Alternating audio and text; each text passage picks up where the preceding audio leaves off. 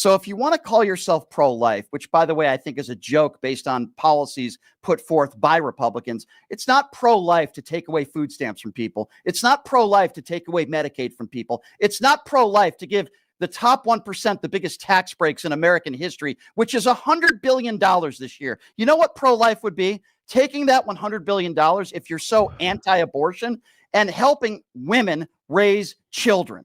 Okay, that would be pro-life. Everything that the Republican Party stands for after the baby is born is anti-life, as I just laid that out. So don't give me this BS of this pro-life stuff. Well, that's funny, Brian, because I did raise children, and you criticized me for it. So I just want to point that out. How many children have you adopted? There's 400,000 children right now that are waiting to be adopted. If you think abortion should be illegal, which obviously you do, we would have millions of children right now waiting to be adopted. Andrew, how many children have you adopted? There's not a single baby put up for adoption who's not adopted, Brian. Not one. Andrew, how many? There are hundreds of thousands of kids right now that are still not a single baby. Brian, there's not a single baby put up for adoption that's not adopted. Not one. In fact, there's a massive waiting list for adoptions of babies. There's not enough babies to meet the demand of good Christian people who are adopting them, Brian. Why is it that you say that it's not the pro-life position for me to say you can't murder children, right? But for some reason, your position is the contrary one. You should murder children if you won't take care of everybody's children indefinitely. That's your position. That's the logical entailment of your position, sir. No, you're totally yes, it is. No, it's not. Is that not the logical entailment? No, it's not. Is it better then, Brian? Is it better for a woman to abort a child she can't afford than it is for her to have it? It's not the decision for a middle-aged white guy. That's not what I asked you. Answer the question I asked you. Is it better or not? Is it better or not for her to abort the child? I would never, ever, as a middle-aged white dude who doesn't know what it's like to be pregnant, tell a woman what to do with her own body. Now, if you're comfortable in doing so by your system, then go ahead and feel that way, Andrew. I disagree with you. I don't want to tell women what to do with their bodies. However, I will say this. You tell women what to do with their bodies all the time. I tell women what to do with their bodies all the time. Of course. Yeah, sure. How so? Tell me. Well, for instance, do you think that women should be able to just walk around naked? I'm not the one who put that law on the books. I'm asking you, do you think that women should just be allowed to walk around naked? I think everybody should be allowed to probably walk around naked. Should they be able to walk around naked at schools?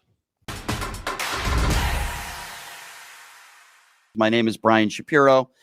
I've been doing political talk radio for about 8 years, been doing radio for 22 years total. I am not a liberal. I am not a Democrat. Not that there is anything wrong with that. But I am a registered independent that is extremely anti-Donald Trump. I certainly lean to the left on social issues. I think Donald Trump is a threat to democracy. I think he's a despicable human being. And I think he's an embarrassment to this country. And I'm sure we will get into that. But I also thank Andrew for willing to sit down and have this sort of debate. I think it's great. And I appreciate him doing these kinds of debates. So with there, I'll leave it to Andrew. Yeah, my name is Andrew Wilson. I'm the host of The Crucible. I'm what you would consider a far right-winger and Christian ethicist, and you would consider me a Christian populist or a Christian nationalist. I debate worldviews with people all over the world, and I'm here to stomp out Brian's guts today in this debate because I'm really good at doing that. First and foremost, since this debate is about the ethics, that's the key word, ethics of supporting the Trump presidency, and my opponent's job is to build a case that to support Trump's presidency, it is unethical. My job is to build one that it is. We both need to go into what our ethical standards are so we can build our arguments around our ethical framework. I fully expect my opponent, having reviewed his debate style many times, to revert to shotgunning talking points as though that matters to the ethical standards that he sets forward. To give my position, I'm a Christian ethicist, and I attack these views through that position.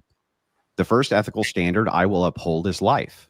While Trump may have many personal failings, and I don't dispute that he does, it's essentially trivial in regards to his governance of a nation. If it comes to the choice of 600,000 dead babies per year or Trump's personal moral failings, this debate should be over in the intro. Kamala Harris wanted to expand abortion and abortion rights. Trump put judges in place who overturned Roe versus Wade. I can't imagine from my worldview what else could be more important from the ethical side of the debate. Brian would need to make a case why I should have supported, out of the binary choice available to me, Kamala Harris, where I would be assured to have my ethical stance violated and a possibility of a loaded court where this right actually may have been enshrined. What could be more important than that to a Christian ethicist? I have no idea. Next, I don't believe Brian even has an ethical framework at all, except things he doesn't like. Brian harps on deportation a lot, for instance, and contradicts himself often due to being a hyperactive spurglord.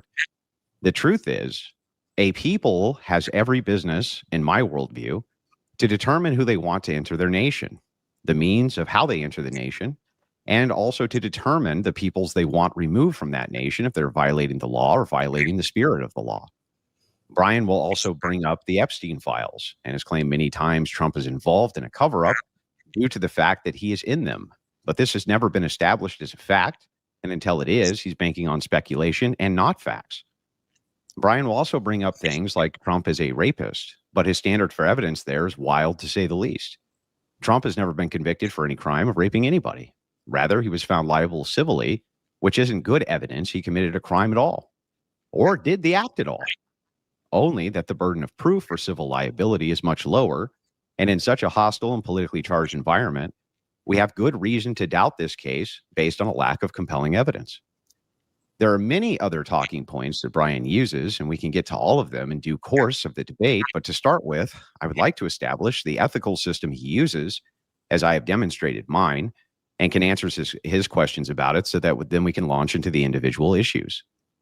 Brian also has a lot to answer for himself due to his rampant dishonesty and outright lies or mischaracterization of Trump's positions or events surrounding him. This is why his audience often refers to him as Lion Brian. From a video called Brian Shapiro Fact Checks Trump, which you can find on Brian's channel, Brian says Trump says that his greatest strength is building ballrooms.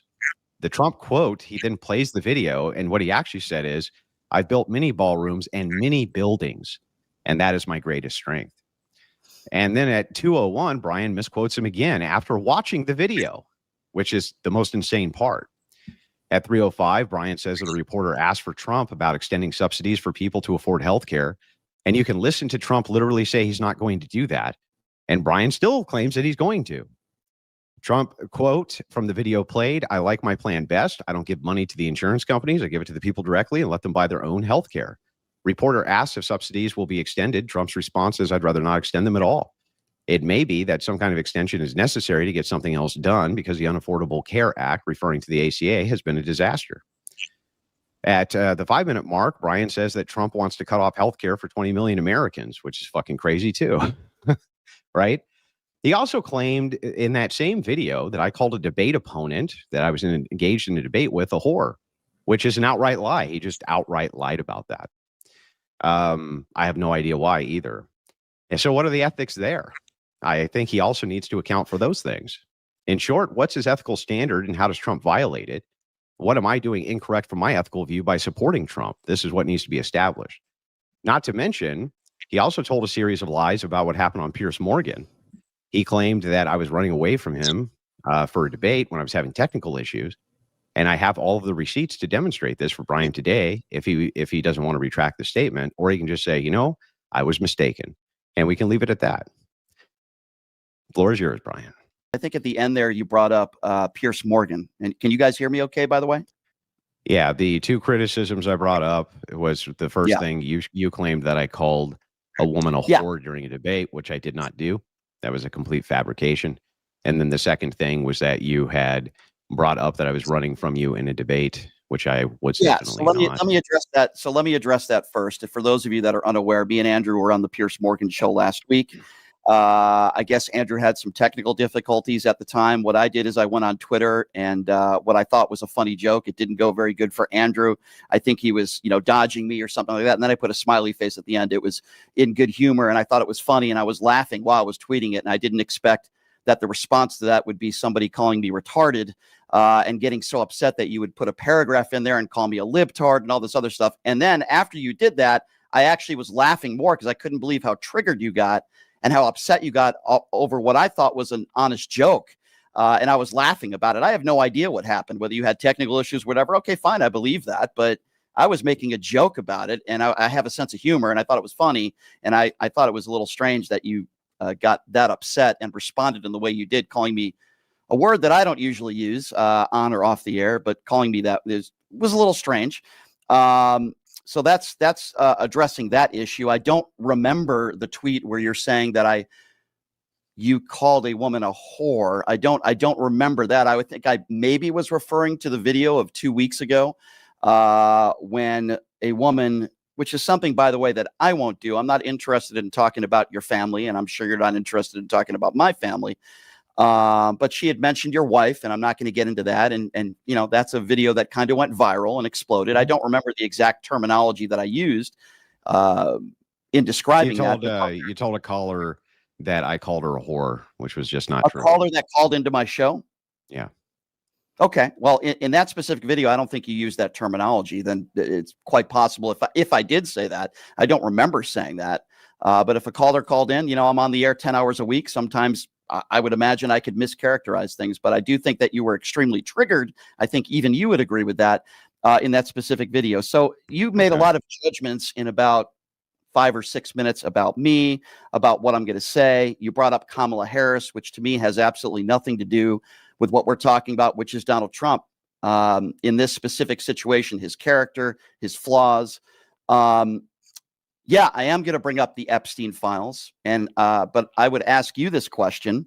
Can you give me one logical reason why they have put Maxwell in a Club Med facility, allowed her a puppy, and have given her preferential treatment at the hands of the Donald Trump administration?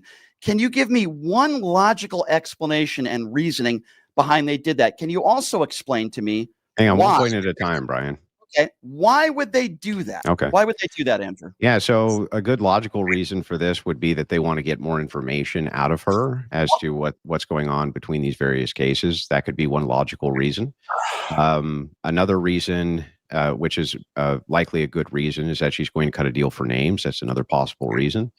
So there are logical reasons why this is, but what you can't do, Brian, is you can't take an absence of evidence and then based on an absence of evidence, just fill in the blanks. That's not evidence at all. That's just speculation. Hang on, Brian. Hang on, Brian. Don't spurg out. Just let me finish. Okay. An absence of evidence does not make a case for you. You need to actually make an affirmative case for these things. But before we even get into that, can we start with what your ethical system is so that I understand the viewpoint you're debating from? Sure. And then maybe we can get back to that if that's okay. That's fine with me, yeah. So I believe the president of the United States, the leader of the free world, should set an example for everybody else. I believe if you're the president, you probably shouldn't be attacking POWs and Gold Star families and attacking women on looks. You shouldn't be calling journalists names, and you shouldn't be hurling out second-grade insults. I believe that the president is at a higher standard than you and me and every regular, everyday American. That's not an ethical system, Brian. Okay, that's just your opinion. I'm giving you my opinion of what ethical standards are. Yeah, do you have an ethical system, Brian? Not taking advantage financially of your position. These are opinions, Brian. No, it's not an opinion. No, it's not an opinion. What's the ethical system, Brian? My definition, which I am giving you, of being an ethical being, my definition of what an ethical system is. What I am doing is I am giving you my definition of what I want ethically from the president of the United States. That's what we're here. Ethics are just whatever Brian thinks is ethical? No, my ethics, I think, are what most of the population thinks are ethical, which is don't cheat on your wife, don't be, don't be a liable sexual abuser, don't steal money from your position of power, which is exactly what Donald Trump is doing. I think these are very standard things that most Americans. But Brian, let me show you the problem. Let me show you the logical issue here. All you're giving me, you're just reiterating for me the things Brian thinks bad. I get that. Brian doesn't like these things. You're not actually giving me an ethical system from which you're making these judgments. So for me, I'm using Christian ethics. That's informing my ethical judgments. Okay, well, hang on. That's how I'm able to come to these views. You have some kind of ethical system which allows you to come to these views. What is it? I would say very basic stuff that you would read actually in the Bible. Don't steal. So the Bible is your ethical system? Well, I'm doing it so hopefully you can understand where I'm coming from here. This is very basic stuff, and I'm shocked Well, that you're. is the Bible your ethical system or isn't it? I'm not a religious person, Andrew. You Then are. what is your ethical system, Brian? I'm telling you, it's very, very basic. What? And a lot What of the is stuff it? you would probably read in the Bible. Don't cheat. Don't steal. These are very basic things of of anybody, let alone the president of the United Brian, States. those are things you think bad. I'm asking for what makes them bad other than Brian thinks they're bad. Too, right? Yeah, you've already rejected biblical ethics and Christian ethics. You already said that. Hang on, you already said you don't believe those things. So, Brian, what does Brian use to make value assessment, ethical judgments? What is your ethical system? So I didn't say that. There are some things in the Bible that I do believe. I didn't say that I disagree with everything that's based on what, though? Based on what? What is the ethical system you're using, bro? What is it? I'm confused that here I am telling you, because this debate is not about my definition of what my ethics system is. It's literally about ethics. Hold on. It's about Donald Trump, why you support him, why I don't, where we disagree. We can talk about ethics. That's fine. I don't think Donald Trump has them. And you could say you disagree with me based on your religion. That's fine. The debate's literally on ethics, Brian. It's on the ethics of supporting the president of the United States. I need to know what your ethical system is. What is your ethical system? And I'm giving it to you. And I'm giving you a basic standard of what I expect from somebody that would have basic ethics. That's the president of the United States, which is, as you interrupted me earlier, don't cheat, don't steal, don't lie. Those are the things that Donald Trump has done, and some of those things he continues to do every day. I can't spell it out. Brian, what I'm asking isn't about what you think that Trump is doing that's bad. I understand you believe Trump is doing bad things. I understand that. My question is, what are you grounding these ethics in? What's the system you ground it in? So, for instance, I'm guessing you believe murder is bad, right? Well, yeah, the system. So there has to be, but you have a reason. You have a reason why you think murder is bad. Yeah. What is the reason for that? What is the reasons? Well, you're talking about breaking the law. That's very different than some of the things that I'm referring to. We could also talk about breaking the law. Even if murder was lawful, wouldn't you still be against it? I'm against any innocent person being hurt in any way, shape, or form. That's the way I was raised. So there's an ethical system here. What is the ethical system? So if you want to really break it down to my ethical system, which is a little bizarre, but we can go there. Why is that bizarre? We're having a debate on the ethics of Donald Trump. Right. And I want to give you specific examples of why I don't believe he's a very ethically sound person. I don't understand why you need a definition. Because you would have to compare why he's not an ethical person with the grounding belief of what is an ethical. So, for instance, if you say, Andrew, Jesus wouldn't like Donald Trump because A, B, C, and D. Sure. Right. I'm deriving my ethical system from Christian ethics. So that's why you can make that criticism, right? I have no fucking idea what you're deriving your ethical system from, though. So can you please, is it just your preferences, like things that you think are bad because they're bad? The way that I was raised, my family, the way I was taught on what's wrong and what's right, the way I was taught at a very young age to not judge people based on their skin color or sexuality, to treat people the way that you want to be treated. So your whole ethical system is just Brian's preferences. I don't think it's just Brian's preferences. Well, whose other preferences are you basing it on? I would like to believe that most people in society, more than 50%, would agree that it's not an ethically standard good thing to do to say and do the things that Donald Trump does on a regular basis. Now, so you believe that ethics are derived from the majority? Not necessarily. I think everybody's different. I think everyone's raised differently. I think everybody comes from a different background, different religion. So which ethical system are you using then, other than Brian's own ethics? If they don't come from the majority, and they're not, hang on. Let me ask the question. If they don't come from the majority, they don't come from other people, they come from you. How do you make these value judgments? What's the system that you're using to say thing bad, other than because just Brian thinks thing bad? For argument's sake, so that we could move the conversation along, because we've now been talking about this for 15 minutes. I will make that matters. No, the thing that matters is Donald Trump's behavior and how you defend it, and we'll get into it. I will make it very easy for you, Andrew. Okay. This is me. You're talking to Brian Shapiro. Okay. I have certain standards in a certain way that I vote. I'm sure some people agree with me. Some people disagree with me. I would imagine you disagree. I vote, number one, not on policy, on the human being. Are they a decent human being? By my standards, I'll make it easier for you. I don't want to support somebody who is a bad human being. By my definition, I won't use anybody else's definition. So your ethics come from your own, from you. You're the ultimate arbiter of what is ethical. I'm not. That's my opinion.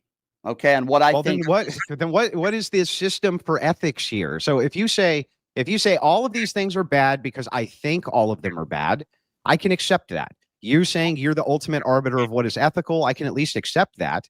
But if you're trying to make an appeal to something else, and that's what your ethics are grounded in, then I need to know that. I'm not trying to make an appeal to something else. Then you are the ultimate arbiter of what is ethical, right? And if that makes it sufficient for you, Andrew, to continue this conversation, then I'm fine with that. Okay, so do you agree that you're the ultimate arbiter of what's ethical?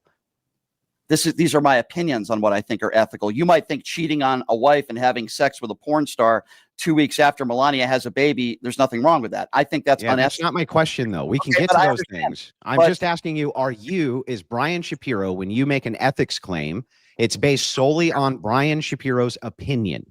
And because it's based on your opinion, that is what is ethical. I think it's based on a lot of things, and like I said, I am not a religious person. I don't live my life. So then your morality, the subjective morality comes from your own personal preferences, right? Okay, but there are a lot of things that I do believe in that are wrong, that are stated as wrong in the Bible. You believe. So you again are the ultimate arbiter of what is moral or is not moral. A lot of my beliefs are maybe not the same as your beliefs or others. I'm not. So what makes yours right other than you believe them? Well, we can go into that. I think I think a lot of people would say that, it's not ethical to steal. I think you. Well, you see how you just said a lot of people. So what you did now is you're making an appeal to a majority again, okay, which so is hang on, Brian. I'm going to explain this to you. You once again are making an appeal to a majority. If you do that, you just say, well, if Donald Trump's approvals rating is above 51%, then you're being unethical. And obviously that's not what you mean here. Yeah. So you can't make appeals to other. Hang on, you can't make appeals to other people and say the majority is where you get your ethics, because it's not. So are you, Brian, the ultimate arbiter of what is ethical or not? Or can you give me a standard outside of yourself that you use for ethics? In this specific conversation, these are my opinions, my beliefs. There is no system that I use. People can agree and disagree. So for the purpose of the conversation, you're the ultimate arbiter of what is ethical. I'm responsible for what I say on this debate. Okay. These are my personal opinions, and I've been very clear on that. Nobody's okay. So then why can't I just reject everything you say by just saying, no, I'm the ultimate arbiter of everything that's ethical? We can disagree on that, and we can have a conversation on why you feel the way you feel and why I feel the way I feel. So you have no standard for ethics other than you. I have a standard for ethics that I was taught at a very young age that I believe in. I would like to get to Donald Trump. So your standard for ethics is you. I mean, Andrew, right? If that pleases you, Andrew, we can fine. That's fine. And in order to move along the conversation, because quite frankly, Andrew, I think this is stupid. I want to talk. I'm sure you do. You don't have any basis of grounding to make criticisms outside of yourself. I have a lot of basis that I would like to get into with you. I would like to talk about Donald Trump. I would like to talk about his behavior, and I could give two craps what system you think I use or what I don't use. I want to know how you can support a man who attacks Gold Star families, a man who attacks POWs, a man who's in a $1 billion crypto scandal. I want to know how you wear that Christian cross around your neck and support this guy who is the ultimate sinner, who lies on a daily basis, who literally, in my personal opinion, along with Pete Hegseth, are committing murders, okay? I want to know, as a Christian man, how you can support a guy who's cheated on every single woman he's ever been with. I want to know, Brian, okay, hang on, that's fair. No, hold on. I'm not done yet. You're going to keep shotgunning? You're going to keep shotgunning? Hold on a second. You did a 10-minute monologue. The least you could do is let me finish. I didn't do a 10-minute monologue. Let me finish. Go ahead. I want to know what your system is where you think it's okay to support a man who's a liable sexual abuser, a 34-count felon, and a guy that literally hurls second-grade insults at journalists, which you defended on the Piers Morgan show. Now, I really don't care what your ethical standard is. I want to know you personally, how you can continue to curl yourself into the MAGA right-wing pretzel that you do every single day and hide behind your religion. I want to know how you can do that. So why don't you answer my question? I was just trying to get all this cleared up a second ago, but you seem to refuse. Please from what standard can you say any of this support that I do is unethical? What standard? Andrew, this isn't going to be much of a debate if you're not going to answer my question. So please, I am answering your question. You don't have any standard from which to criticize anything I support. You have no standard to do this. Why don't you respond to my question? I am responding to your question. You have no standard. You have no standard from which to make a criticism. You have no ethical standards from which to make a criticism. This is how you debate. You charge people $250. I didn't want this to go down this route because I want to have a respectful debate with you, Andrew, and I do appreciate you doing this. But I'd like to have a real debate with you. This is a real debate. Okay. So far, I'm making you justify your position, Brian. That's what a real debate is. I want to know, do you have a problem? It's a question I'm asking you, but you haven't answered any of my questions. Okay, go ahead. Do you have a problem with the leader of the free world, Donald Trump, attacking Gold Star family, saying he doesn't respect John McCain because he was captured? Let's just focus on John McCain for a moment. That one statement, which I think should have disqualified him as president to begin with. Are you okay with a man running for president, attacking a POW, saying you don't respect him because he was captured? I tend to respect people that were captured, that weren't captured. Are you okay with that? Well, when you say okay here, you're asking about an ethical claim. So you're asking, Andrew, do you think that this is moral or immoral when he does this? What we have not clarified is what moral or immoral is other than a Brian value judgment. So if you're just asking me, hang on. So if you're just asking me based on value judgments of preference, do you have any issues with X thing? Then I could just always say, no, you have no standard from which to criticize this. Do you understand that? I do understand what you're doing here. I do. I'm asking you as a human being, which I'm pretty sure you are, how you are okay with, or maybe you're not willing to admit it. Are you okay with someone in power or somebody that is running for president that would attack somebody for being a POW for 5 years, regardless of what your opinions might be on John McCain? Yeah. So let's say I have an issue. So let's say I have an issue with almost everything Trump has ever done or said out loud. From my ethical purview, what could be more important to a Christian ethicist than the topic of abortion? From our view, from our world, hang on, from our worldview, that is the most important issue. We actually think that you're killing human beings, right? Hang on, Brian. Listen, I'm going to answer your question. I'm answering it. You just have to listen, and then you'll understand. It wouldn't even matter if I had an issue with almost everything Trump has ever said out loud. That wouldn't even be an issue. If it is the case that you can name anything which would trump, from my worldview, 600,000 children getting murdered yearly, because from my worldview, that's what we believe. That's my ethical system believes that. What can you name, Brian, that Trump has done which is worse than killing 600,000 children per year, and why it would be that I should support an oppositional candidate if I only have two choices, which wants to expand that? Do you have one thing that you can name that would trump that or not? Yeah, I'll get into that, but I just want to explain to the audience, because this is very disappointing, Andrew. You charge $250 to give advice to people on how to debate. I don't give advice. Okay, my question had absolutely, I'm happy to talk about abortion with you. I think it's a very fair conversation to have. My question had absolutely nothing to do. I'm granting your whole argument. Hold on a second. Hold on a second, Andrew. Andrew, hang on. Andrew, this isn't Piers Morgan. Hang on a second. Okay. Go ahead. My question had nothing to do with abortion. It was a statement that Donald Trump made. You could either say, I don't have a problem with it, or I do. Then we can talk about the abortion issue. Ryan, I'm granting all criticisms of Trump that you say are true. I'm granting it, literally granting it for the purpose of the argument. If that's the case, though, and you're saying that it's unethical for me to support his presidency, then he would need to give me a compelling reason past 600,000 aborted fetuses a year, which are human beings. You would have to actually, hang on, Brian, stop, Brian, listen. You would actually have to give me a compelling reason that is an overage of that to then make the claim that it would be unethical for me to support his presidency over the alternative. Can you name one of those things or not? So, first of all, your definition of killing is very different than my definition of killing. Your opinions on abortion are very different. That's why I was trying to clarify our ethical systems in the beginning. You remember that? There are over 60% of people in this country that have been polled, Republicans and Democrats, that think that abortion should be legal across the board. Yeah, now, but you're just appealing to the majority again. I'm talking about me. My definition of a kill is different than your definition of a kill. For example, if a 13-year-old girl is raped and her family decide that they do not want to have that baby, I do not consider that abortion to be murder. Now, in most states in this country, abortion is legal. There are some states where it is not. There are a few states where abortion, no exceptions.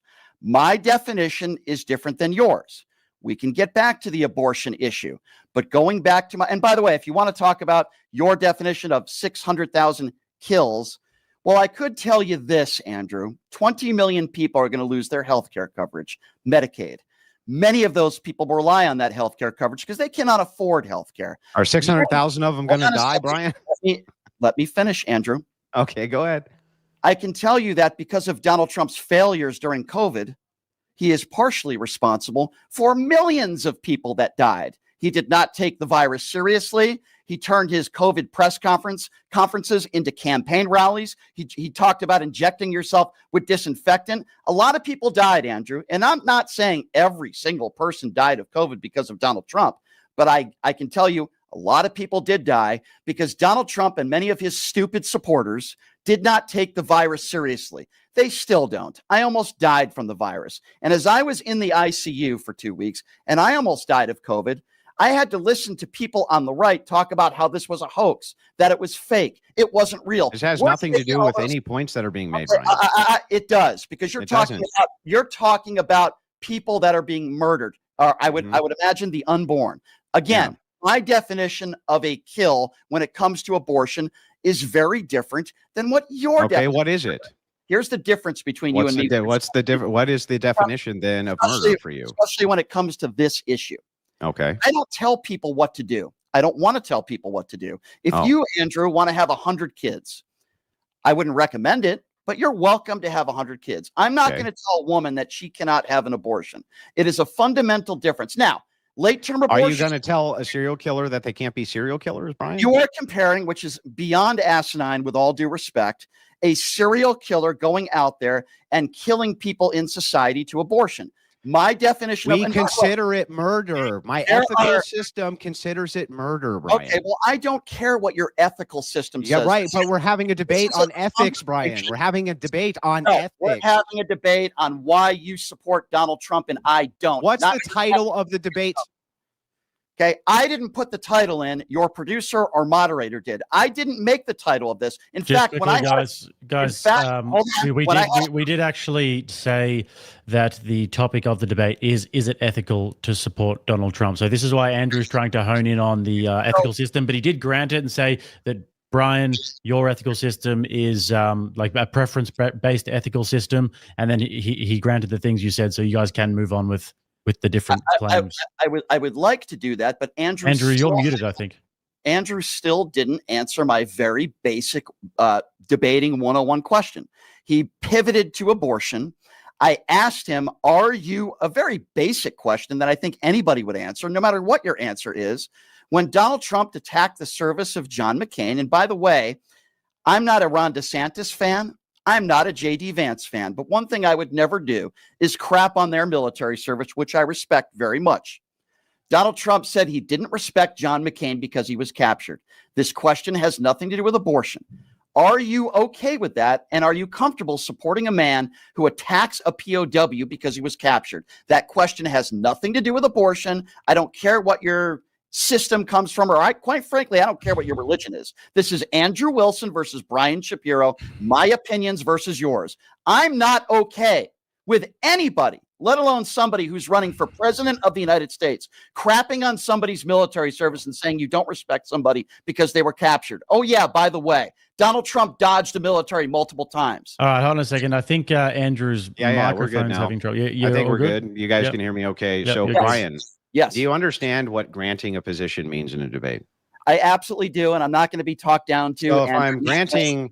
So if I'm granting, no, Brian, shut up. Hold on, Brian. You just did a monologue for a while. Stop spurging, Brian. You asked me a question, Brian. Stop spurging, Brian. You asked me a question. Stop spurging, Brian. Stop spurging, Brian. Don't ask me questions. Brian, stop spurging out. Then don't ask me a question. Just listen to what I'm saying to you. You already answered the question.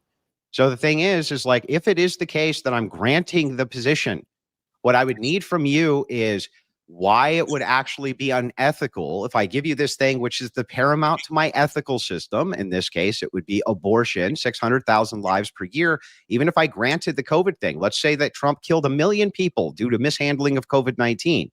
Over the long term, there's still going to be way more aborted babies than any death toll Trump had during COVID.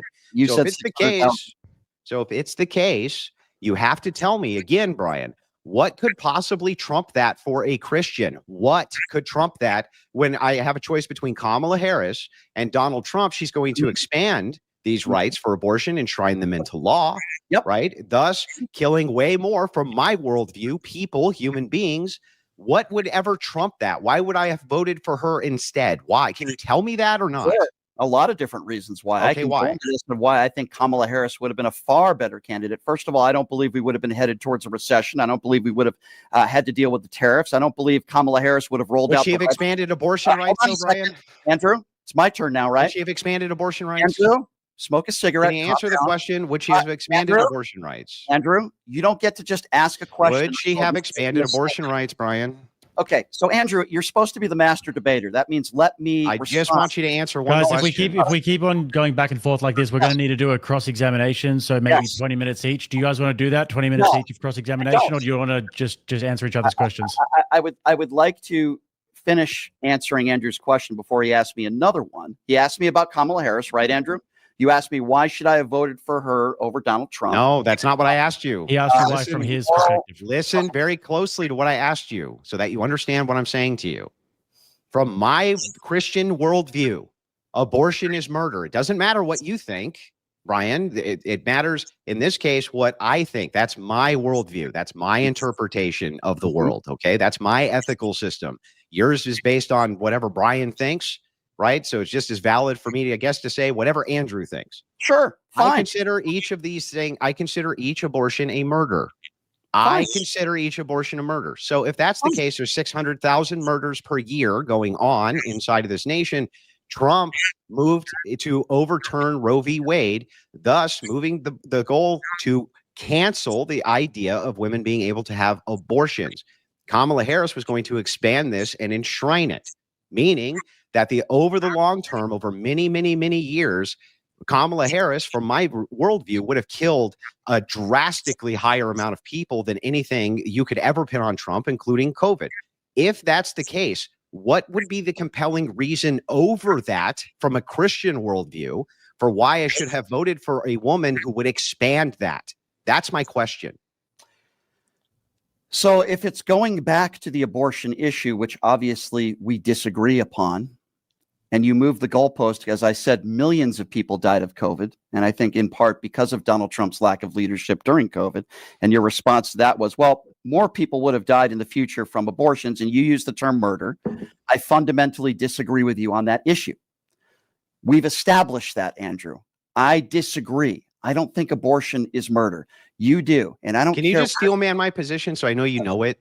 What is my position here? Okay, what's the question I actually asked you? You think abortion is murder, clearly. And when you say that Kamala and Donald Trump stopped the killings of unborn babies, you're trying to ask me the question, from my perspective, yes, why should I have voted for Kamala Harris? My view. I completely disagree with your view, and here's why. Okay, why? I don't believe. Oh, you don't believe? Well, that's what this conversation is about, Andrew. We're not. Well, I do believe, Brian. So where does that get us? I do believe, and you don't believe. Andrew, calm down for a moment. These are my opinions and your opinions. Okay. You can laugh and be very condescending and be a jerk and have a conversation. Okay, Andrew, which is it going to be? You Okay. can either I'm listening, Brian. Okay. I'm listening. Hey, here's the difference, Andrew, between me and a lot of other people you debate. I don't tolerate condescension. Okay, which is what you're doing right now. You're not better than me. Your religion isn't better than me. And quite frankly, I could care where your beliefs come from. Stop laughing. Stop being a jerk, and we can have a respect. Brian, this is. Do you understand? Do you understand? You keep Do you even starting. understand the ethical Stop, system? Stop. You keep starting the sentence with, "Do you understand?" Do you understand it? Hold on a second. Okay. You like to make it sound like you're smarter than everybody else, and you're extremely condescending. Andrew, I have news for you. You're not. Your religion doesn't make you better than me. Your system doesn't make you better than me. Stop the laughing. Let's have a conversation and stop being a jerk. All right. Okay? So I'm just going to quickly interrupt, guys. I just want to quickly say, so the debate prompt is obviously, is it ethical to support Donald Trump? And so we have to sort of pin on the other person why they are unethical for supporting Donald Trump based upon whatever ethical system. So Andrew has the Christian ethical system. Brian, you've got your own ethical system as well. And then the idea here is that we have to say why it's unethical for that person to support Donald Trump. And so here's my argument. My argument is very simple, and it has not been refuted. It's not even being engaged with. It's a very simple argument. From my ethical purview, which Brian can't dispute, right? Because his is all preference-based. Therefore, my preferences should be just as valid as his. I believe that abortion is murder. Brian believes abortion is not murder. Okay, great. We've established that. But what we're trying to do is determine whether or not the other person is doing a thing which is unethical. In this particular case, he would need to give me a more convincing argument than 600,000 babies dead per year, and why I would support a candidate who would enshrine that as a right, as over the long term, this would create an insurmountable amount of death from my worldview of innocent lives. So until he can establish whatever that is, then the alternative of me supporting the candidate who is rolling back abortion and Roe v. Wade is the most ethical position from the Christian viewpoint. And Okay, that's what I actually want him to contend with, and he just won't. I want to respond to how ridiculous this is. So let me just explain. Andrew has made the hardline case that abortion is murder, which obviously we've established I disagree with. And because your claim of Donald Trump stopping 600,000 abortions and saving 600,000 lives, anything that Donald Trump says or does that doesn't rise to your definition of what abortion is to that level, then I'm defending my own position, and you can't beat me in this debate, is the most ridiculous. Let me tell you something. I've been doing this for like 20 years. It's an argument from incredulity. I need an actual argument, Brian. Hey, I have an actual argument, but you're give just it to me. You're going to hide behind your fake Christian religion. This isn't going to go the way you want it to. Fake Christian? I think you're a fake person. Yes, I do, Andrew, and I can give you examples as to why. Okay. I thought so. Now we want to get personal. Do we? I think this is a fake debate because you want to hide behind Christianity instead of just having. That's my ethical system, Brian. That's my ethical system. My ethical system tells me that I don't like fake people that hide behind their religion. That's my system. I got it from my system says that you shouldn't hide behind your preferences. Where are we established here? My preferences are I don't put on a fake Christian cross and defend a liable sexual abuser and a 34-count felon, and then hide behind your abortion argument. He can't do anything as bad as killing. Can you give me an argument? Can you give me an argument? Sure, I will give you an argument. Let's start with a very basic foundation. Okay. From a foreign affairs issue, so hopefully we can get off this abortion debate because, quite frankly, it's tiresome. I understand. We're not debating abortion. We're debating ethics. Yeah. Well, your definition of abortion is a kill, and it's your basis behind your entire argument. And I can't believe you don't even understand. That's the basis of my ethics, Brian. Okay, you haven't given me any standard for your ethics. You have given me no standard. I've given you plenty of standards. No, you just say because I believe it because I believe it. That's your whole standard. Brian believes what he believes because he believes it. So is it unethical to cheat on your wife? Is that unethical? From the Christian view, it is, yes. Okay. So that's maybe we can agree on that. I don't like Donald Trump's sexcapades. I think it sets a very bad example for the country when you're the leader of the free world. Is by your ethical standards. Hang on. One point at a time. Let's start with this one. Sure. So we established that you and I both think cheating on your wife is unethical. Yes. Okay, great.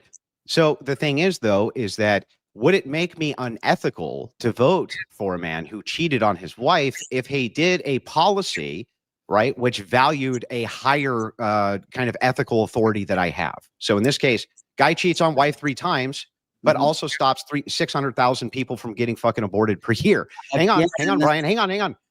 Why would it then be unethical for me to support that man for president? That's what we keep getting back to, because you won't engage with that argument. You won't engage with it. We don't keep going back to that. You keep going back. Because that's my argument, Brian. That's my argument. Your entire argument, no matter what Donald Trump does. For example, let's just say Donald Trump molested a child on video. Would your defense be, well, he hasn't killed 600,000 babies? Now I'm asking you your standard here. If Donald Trump was seen on a camera, God forbid, if raping a child and then killing one child, would your defense be, well, I'm still supporting him because he saved 600,000 babies' lives and abortion is illegal in this many states? Would that be your defense? And let me explain why. So from the ethical view, there can be things which I would consider trivial dalliances, meaning things which are forgivable. And then there would be things which I would consider to be or you could maybe forgive them from the Christian view, right? But it'd still at least be an immediate disqualifier from any support in the future. Because hang on, stop. Because the thing was so egregious and over the top in comparison to this other thing. From a strict utilitarian view, you could make the argument, of course, that yes, you would still support him 600K lives against that, but I'm not a utilitarian and I don't view ethics the same way as utilitarians do. So hang on. So what I'm going to say to you is like, is him cheating on his wife enough for me to not support him in comparison to abortion, where he has the potential to save 600,000 unborn people per year? The answer is, of course, I will do that over the opposition who would enshrine that into law. What choice would I have to make the ethical decision there, Brian? What other choice would I even have? I'm trying to get to the bar where you put aside for a moment your take on abortion and 600,000 unborn babies. You made the case that you probably, I think this is what I got from your answer, you probably wouldn't support Donald Trump if right now he molested a child on video. Is that what I'm getting? If you did something which was so egregious rather than I want to know what that is. That's what I want to know. I want to know where that is, where you think it's so egregious. Andrew Wilson cannot support Donald Trump anymore. So it's molesting a child. Is that fair to say? Is that a fair assessment of your opinion? Yeah, I think if you rape kids, that would be a deal breaker for me altogether. Yes. Okay, fair enough. What if he was at one point the best friend of one of the biggest sex traffickers in the world? He bragged about grabbing women by the genitals. He admitted on camera to sexualizing his own daughter, saying, "Boy, I would date her." These are again, these are moving into very trivial criticism. So trivial, trivial criticisms. You would have to demonstrate with evidence that Donald Trump ever raped anybody, which you can't do. Say rape, and you would have rape. No, I said I didn't say he raped. Well, exactly. And you can't say with any evidence that he ever molested any children at all. So the thing is that these things within the purview to test the ethical system are fine, but you would need to give me an example now of something that's so egregious that he would do that I would not forgive whatever that trivial detail was in comparison, hang on, to this other very egregious detail of 600,000 dying per year from my view. Do you understand? Yeah, well, but Brian, remember, we're just talking about our opinions because you have no ethical system other than my opinion.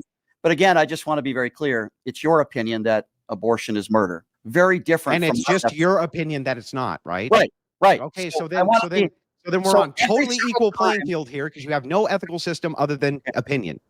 Okay, so first of all, to be clear, every single time I bring up a fact or something that Donald Trump has said or something that Donald Trump has done or something that is extremely egregious, at least in my eyes, your sort of debate on this or your defense of it is always going to go back to, well, he overturned Roe versus Wade. He got, people on the Supreme Court to overturn Roe versus Wade. Yeah. Do you understand? Hang on, Brian. Do you understand why I'm doing that? Is because I'm giving you an ethical purview from the Christian view. From the Christian view, do you agree with me? Most Christians consider abortion murder. Most, not all, but most do. Most of us do. I would say that most evangelical Christians do, and Orthodox and Catholics also. But there is a fine line difference between the way I want to live my life and if I don't believe in I abortion. understand that these aren't I understand these are not your preferences. I get that. I understand that you don't share this value structure. We're not talking about your value structure. Your value structure is just your preference, things that Brian likes. My value structure is Christian ethics. So I fit in the box. I understand that. Hang on. So, but because of that, in my worldview, you do concede that we consider abortion murder, right? I think you do. Do you concede that the Catholic Church, their official position on it is that abortion's murder? I've spoken to priests that do not consider abortion to be murder. I'm not asking you what a priest says individually. I asked you what the official stance of the church is. I believe the official stance of the church is that what you are referring to. Yes, but, and it's the official stance of the Orthodox Church, which I'm an Orthodox, not a Roman Catholic. I'm an Orthodox Christian, and most evangelicals share this view. So from our ethical worldview, you're these women are murdering people. That's our ethics. So if that's the case, when you ask me, Andrew, what about this trivial dalliance? He made fun of a Gold Star family, or he did this, or hang on, he said Haitians ate cats, or whatever the fucking criticism is, right?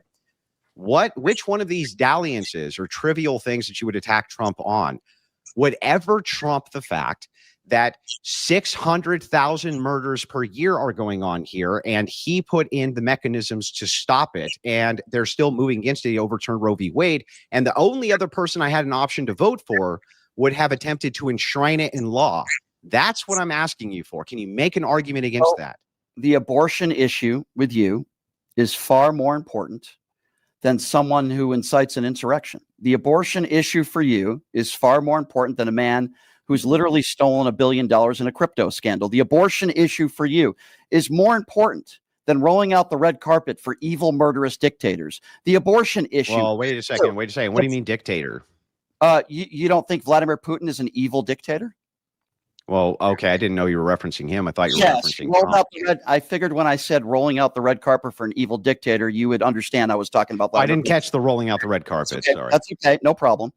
I would think that, or you think that apparently, that abortion is a more important issue to you than a man who is literally okay with Pete Hegseth and his cronies murdering people on boats.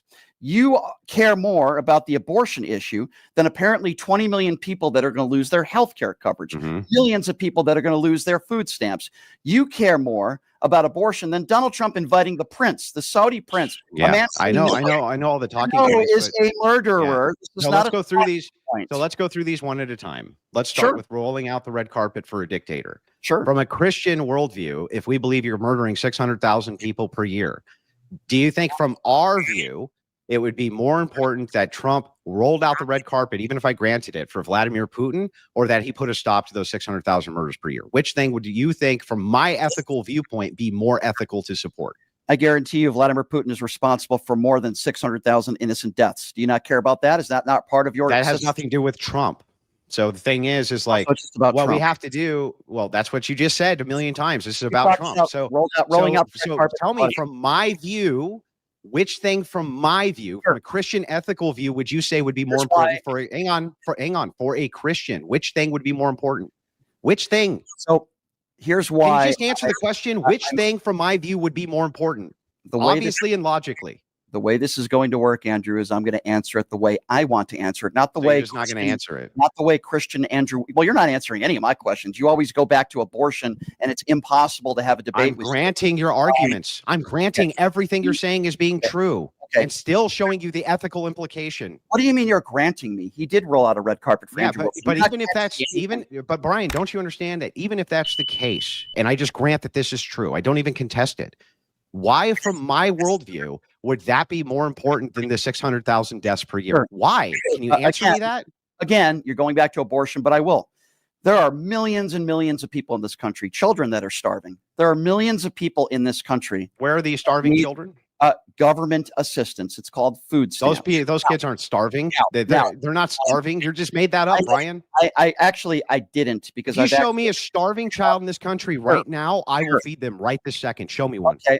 So I could literally tell you that last night, driving in North Las Vegas on the way home, I saw families and children living on the streets, not knowing where their next meal is going to be from. The fact that you aren't even aware of this. How do you know? Did you stop and ask them, Brian?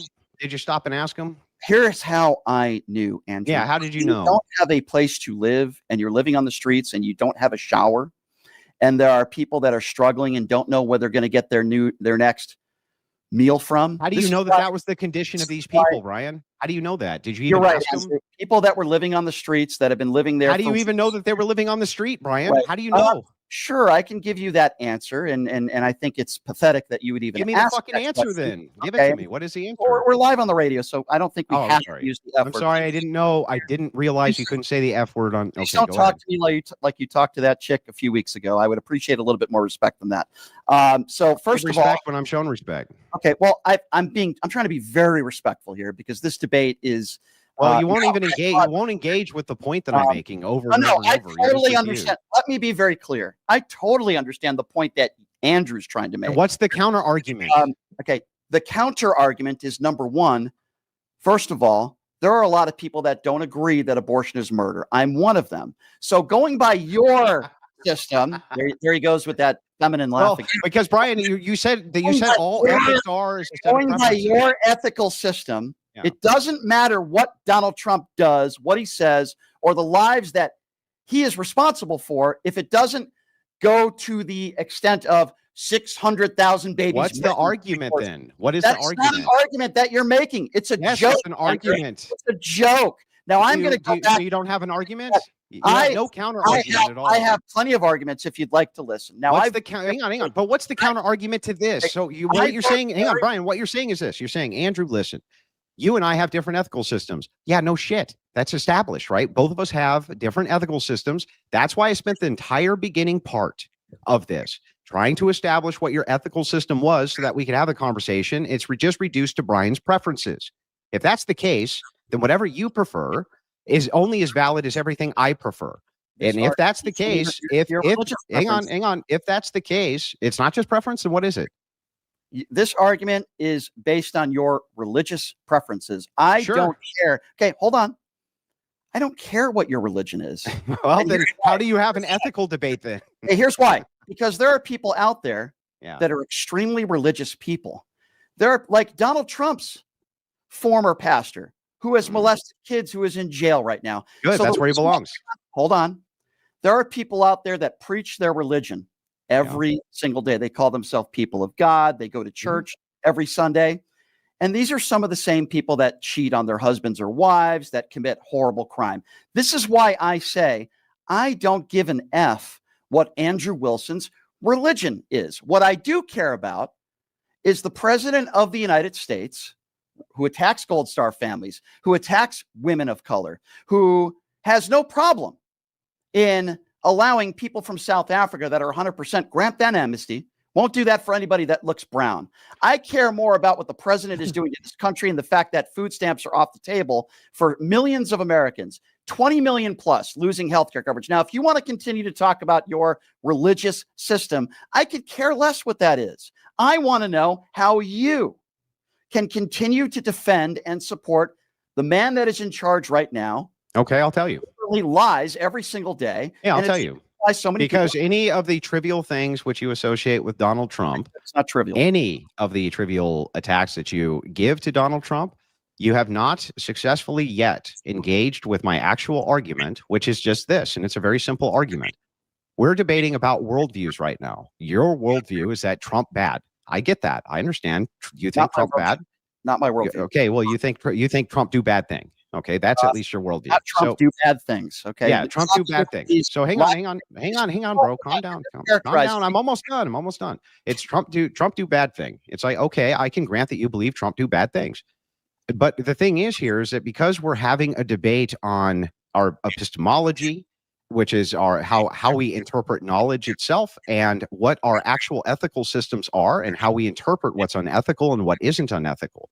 My simple based argument to you is I can grant all of these trivial things which you apply to Donald Trump.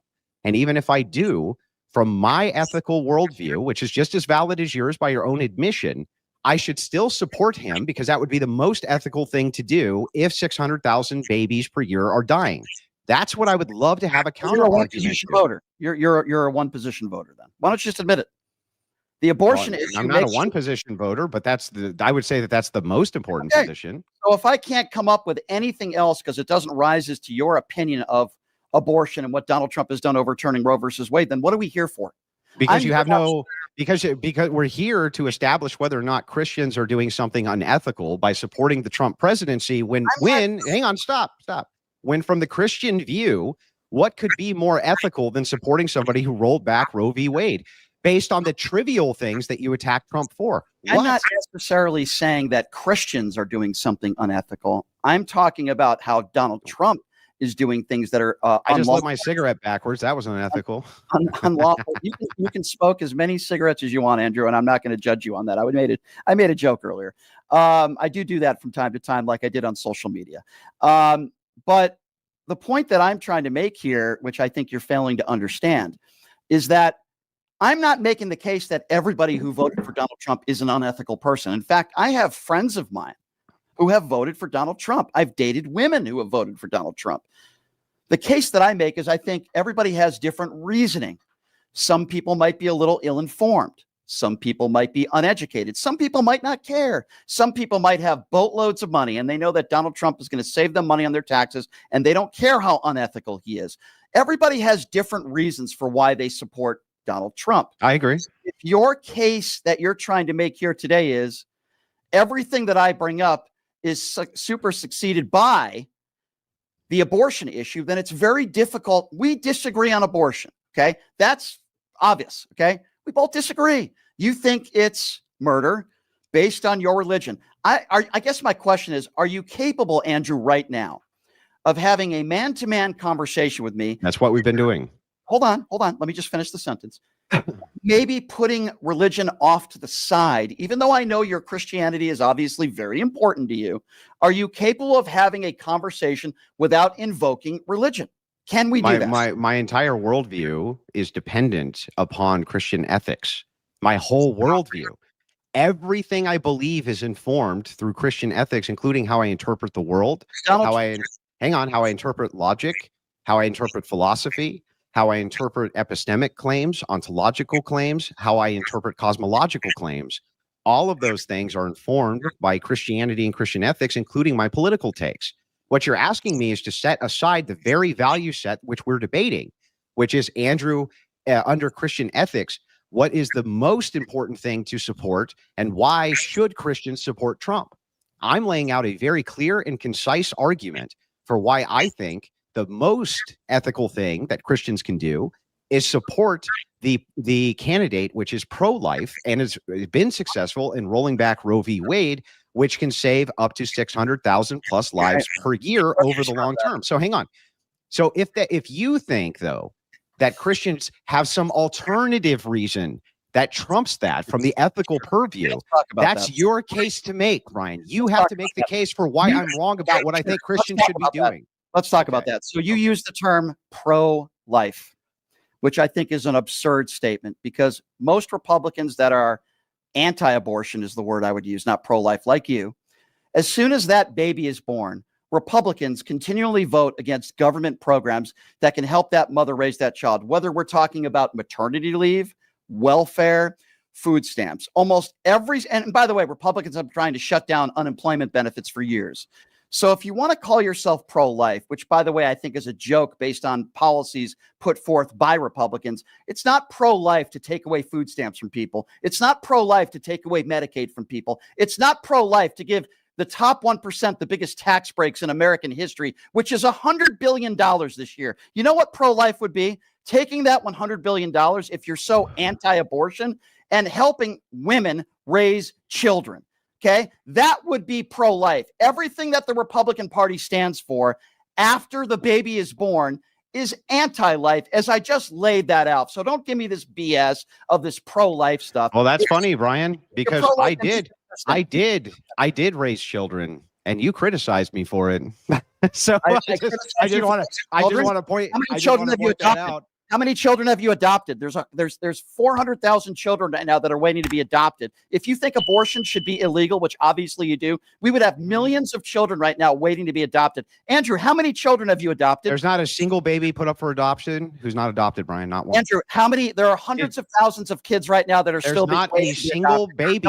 Brian, there's not a single baby put up for adoption that's not adopted. Not one. Okay, so there are not hundreds of thousands of kids right now that are not waiting for foster. So this happens often due to like abuses in the home or due to things like this where they're mentally challenged. But babies themselves, if mothers put the baby up for adoption, they're always adopted. So how many? In fact, there's a massive waiting list for adoptions of babies. There's not enough babies to meet the demand of good Christian people who are adopting them, Brian. What happens though is that sometimes in families, right, including secular families, especially secular families or non-Christian families, you often do find the conditionals where massive abuse happens, kids become mentally disturbed, and they become reliant on state institutions because they often are abused even in state institutions. Okay. And yes, of course, Christians have a big heart. We've been taking care of those people for years and years and years. Before the state ever involved themselves in those programs, Brian, the Catholic Church and their outreach, and by the way, still is the case, was the largest in the outreach program of taking care of these children in orphanages and other things like this. The state has routinely done a terrible job at this. Your chances of being abused inside of state institutions, even if you're in an abusive family, is actually much higher. Even if you're taken out of a abusive family, put into a state institution, your chances of being abused are much higher. That's the crazy part. So from an ethics perspective, this is an insane argument that you're making, and it makes no sense. Of course I'm pro-life. You can't say I'm not pro-life because I refuse to murder a person, because I then won't add to the conditionals of giving them a free hand their entire life after that. That's absurd. Is it pro-life to be against maternity leave? Is it pro-life to take away food stamps and welfare to It can be, sure. For one thing, welfare creates yes, it can be, of course. Welfare creates massive dependency issues. And by the way, a lot of the things that people are buying with their welfare food stamps, totally unhealthy for them, packed full of fructose corn syrup, packed full of all kinds of horrible things. So and anytime, and hang on, Brian, let me just point this out. Okay. Why is it that you say that it's not the pro-life position for me to say you can't murder children? Right. But for some reason, your position is the contrary one. You should murder children if you won't take care of everybody's children indefinitely. That's your position. That's the logical entailment of your position, sir. No, you're totally yes, No, it's not. Is that not the logical entailment? No, it's not. Is it better than, Brian? Is it better for a woman to abort a child she can't afford than it is for her to have it? It's not the decision for a middle-aged white guy. That's not what I asked you. Answer the question I asked you. Is it better or not? Is it better or not for her to abort the child? In certain situations, especially when you're the victim of rape or incest. No. You're not a victim of rape or incest. Is it you purely on financial terms? You just feel like you can't afford the child. Do you think that if a woman decides to go ahead and end that pregnancy, that's totally fine and viable? Are we talking about late-term abortion or early-term abortion? What month are we talking about? Whatever month. I don't care. Okay, well, that's second month 2. According to my system, that's okay with me, Andrew. Right. So then your position is actually the logical entailment is you're more pro-life than me, even though you will say to a woman, hey, if there's a financial burden here that you think you can't set, go ahead and kill the kid. That's the most anti-life position. You didn't let me even answer the question. So I believe every situation is different. It's obviously a very difficult situation that a woman has to make. And I would never, ever, as a middle-aged white dude who doesn't know what it's like to be pregnant, tell a woman what to do with her own body. Now, if you're comfortable in doing so by your system, then go ahead and feel that way, Andrew. I disagree with you. I don't want to tell women what to do with their bodies. However, I will say this. You tell women what to do with their bodies all the time. I tell women what to do with their bodies all the time. Of course. Yeah, sure. Also, tell me. Well, for instance, do you think that women should be able to just walk around naked? I'm not the one who put that law on the books. I'm asking you. Do you think that women should just be allowed to walk around naked? I think everybody should be allowed to probably walk around naked. Should they be able to walk around naked at schools? Well, that's going into a different category. We have laws in this. By the way, that's not a woman's body. That's what putting over her body. We're talking about what we put inside our body, what we do inside our body. No, that's all part of your body. You don't. Okay, so it's all part of your body.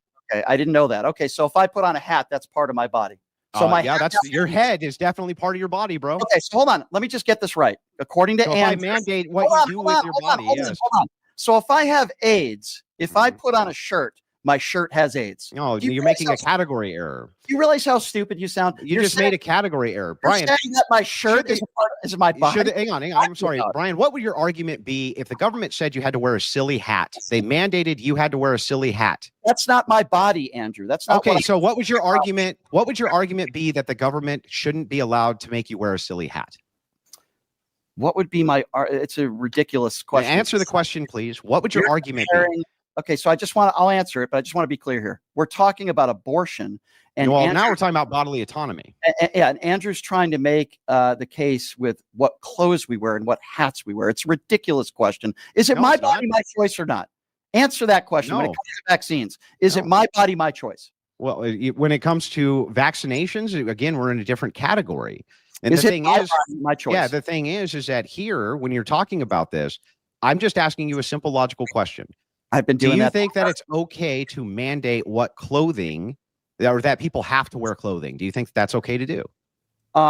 In certain situations, I don't have a problem with that. Right. And the reason is because you think that there's some limits which can be put on autonomy, bodily autonomy. In this case, you have to wear garments when you go outside. You have to, right? You and I can agree to that. And you're in private, you can do whatever you want as far as clothing goes. When you're outside of your home, it's completely different. When we're talking about a woman's body and we're talking about abortion, we're not just talking about in the home. We're talking about her entire life. We're talking in terms of an innocent life versus a non-innocent life. Well, we're asking life you have to understand from I'm going to explain my view.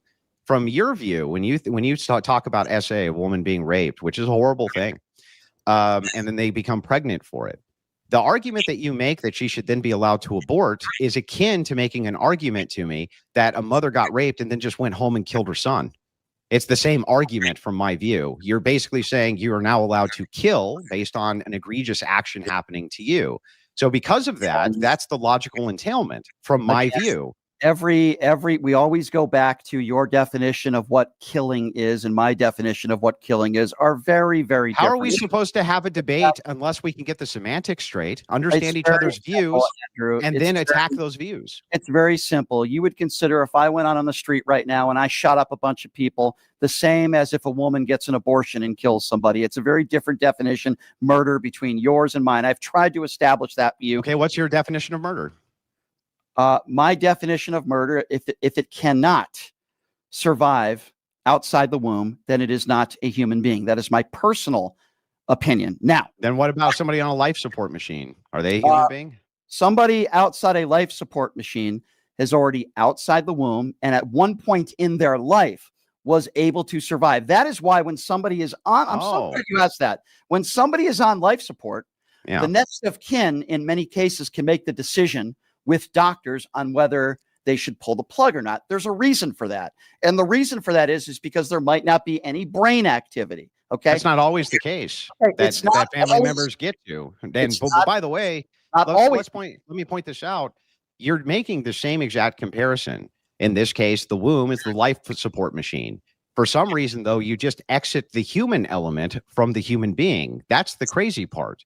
And so the thing is, Brian, is like, look, I'm willing to agree with you that you 100% do not believe that this is a human life and that there's no ensoulment or whatever it is your argument is. But when we're having an ethics debate, we're doing it from two separate views. I'm using my Christian view. You're using the Brian Shapiro preference view. In your preference and your ideology, this is not a life, so therefore it's totally fine. And in mine, it is.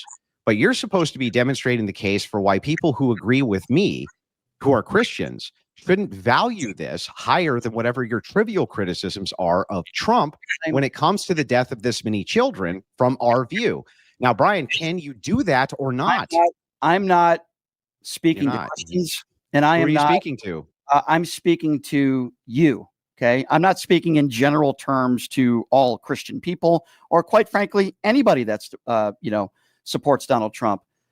Every single time we get into a different conversation, it always goes back to your opinion on abortion. And by the way, you can say it's your system based on your religion, fine, but it's still your position. There are plenty of Christians out there that I've talked to that actually they don't believe that they should have abortions, but they don't want to tell other people what to do with their I bodies. totally agree with you that those Christians exist, but right now you're talking to a person who represents the Christians who don't believe that. I know, but my problem with this is for almost an hour now, we've literally gone back to and continue to go back to the 600,000 children argument. That's because it's my basis of my argument that you have not refuted.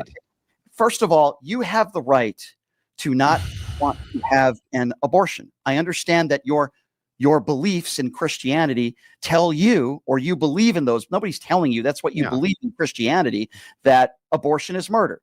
I fundamentally disagree with you. Okay. I know. Now, I could make the case that there are brilliant doctors out there that perform pregnancies every day that would probably disagree with you as well. I've spoken. I agree with that as well. There are going to be. Everybody has a different take on abortion. By the way, you're in the minority. Doesn't mean you're wrong if you're in the minority. No, it doesn't. But you're in the minority. Now, going back. So Brian, but the thing is like, the argument here, which is being made from the ethical viewpoint, is how is it that you can criticize the ethics of people like me who are acting within the confines of the worldview that we have, our Christian ethics? I'm not saying every Christian that voted for Donald Trump doesn't have ethics. That's not what I am saying. The argument here is Donald Trump. I don't believe Donald Trump has ethics. Let me ask you a question. Are you okay being a Christian man of the president of the United States selling Bibles? Is that ethically sound to you? As opposed to like a regular fucking book company doing? Regular book company doing it? A regular book company is not the president of the United States. I'm asking you again. Are you okay? I don't care. Yeah, I don't care. So ethically speaking, your system tells you you're okay with somebody as the president of the United States printing more Bibles. Yeah, I don't have a problem with that. Making money off of selling the Bible. Are you okay? Fair enough. I can't believe you said that, but okay. Why? Hang on. Why would it be unethical for a person to make more Bibles? So he's not making more Bibles. China is making the Bibles. Number two, he's teamed up with. So there's more Bibles being made because of Donald Trump. Hold on. It's a business proposition with Lee Greenwood making millions of dollars off of making Bibles that are made in China for pennies on the dollar and then selling them for $60 a pop. Most people in society, no matter what religion you are, would say, probably not very ethical. Should Christians lobby then, Brian, that only Christians should be allowed to produce the Bible and then the government enforce that? Sure. Let me respond to that. So first of all, never did I say that any regular American. I said should. I'm asking a should question. Should. I think there should be rules in place where a politician can't make money off of their religion because they're in power. That's exactly what Donald Trump did after he won the election. I would also say that Donald Trump stood outside of a church. By the way, people who ran the church, who owned the church, did not want him there. They didn't give him permission to be there. He holds up a Bible upside down. Donald Trump every day. This should be important to you, right? Because this is part of your system. He claims the Bible is his favorite book. To this day, he has never been able to recite one verse in the Bible. Is that ethics? Is that to say that this is your favorite book? Yeah, is that sound? So hang on. So there's people I know who've been Christians their whole lives who have a terrible time recalling specific passages from the Bible, but can tell you the story in great detail. So like, hang on. I'll give you an example of this. I'll give you an example. Brian, have you ever read The Lord of the Rings? No, I haven't. Okay, what's your favorite book? The way you make excuses for Trump is so. I'm not making an excuse. I'm making a logical argument. I know some. Brian, chill out. Brian, chill out. Brian, what's your favorite book? I don't know. Did you write a book, Andrew? I'll say it's one of your books. I don't know. You don't have a favorite book? Probably John McEnroe's book was probably one of my favorites. What's your favorite quote from that book? When he talked about his behavior. No, I want the exact quote. Sure. When I screwed up, I lashed out at people and I was wrong. That's one. And then what chapter and verse was that? It wasn't there, there's no verses in his Well, book. just paragraph wise, just what chapter and then what paragraph was that Sure. I don't know what paragraph it is, but I will in? say I'm not selling John McEnroe books. And I'm not there saying it's my So, favorite. right. The reason, hang on, quote. the reason for this, Brian, is because you're not extending, hang on, you're not extending any grace here. If I use the same standard that you're using, right, and then apply it to you, what's your favorite book, and then what's your favorite quote, and then where can I find it? You also can't recall. Right. So let me respond to that. First of all, I'm not the president of the United States. Hold on. I know you want to interject. You just said that I know people that can't remember. Okay. First of all, Andrew, there are different standards. We are not talking about people, and we are not talking about Brian Shapiro, the radio host. By the way, I don't sell books. I never have. But if I did decide to sell a book and I claimed that it was my favorite book and I was making millions of dollars selling that book, I probably would be able to know everything about that book. Multiple times, Donald Trump, holding the Bible upside down in front of a church, by the way, can't recite one verse in the Bible. I'm not making money off a book, and I'm a radio host, dude. He's the president of the United States, and this is where it comes from ethics that you like to bring up. When you become the president and you have a huge platform and you use that platform to make money, in this case, off of selling a Bible, is not ethically sound to anybody that is honest. You are not being honest right now on your show or whatever show we are on. And this is why I say when you put that cross around your neck and you talk about Christianity and you claim you have absolutely no problem with your liable sexual abusing friend who sells the Bible and is profiting off of religion. It's pathetic and it's insane. And you guys curl yourself. Do you see how none of this, but do you see how none of this is an argument? It's all just absolutely an argument. It shows that you don't have that. Brian, calm down. Just let you go. It's an argument. To let you know. It's not an argument. It's you're reverting. Brian, calm down. Calm down. Stop spurging, Brian. It's my turn, Brian. Stop spurging. Okay. Calm down. So listen, the thing is, man, is that no, the case is that you just gave me another triviality. For instance, Brian, if you hold the Bible upside down when you pick it up, why is that actually a problem from Christian ethics? Sure. Let's take that. Hang on. Brian, stop. Sure. I want you to actually answer the question I asked you like I just answered yours. Sure. Why is that actually a problem from Christian ethics? Sure. I will tell you why I think most Christians would say it's a problem. Number one. No, just this. I want you to repeat the question so I know you know the question.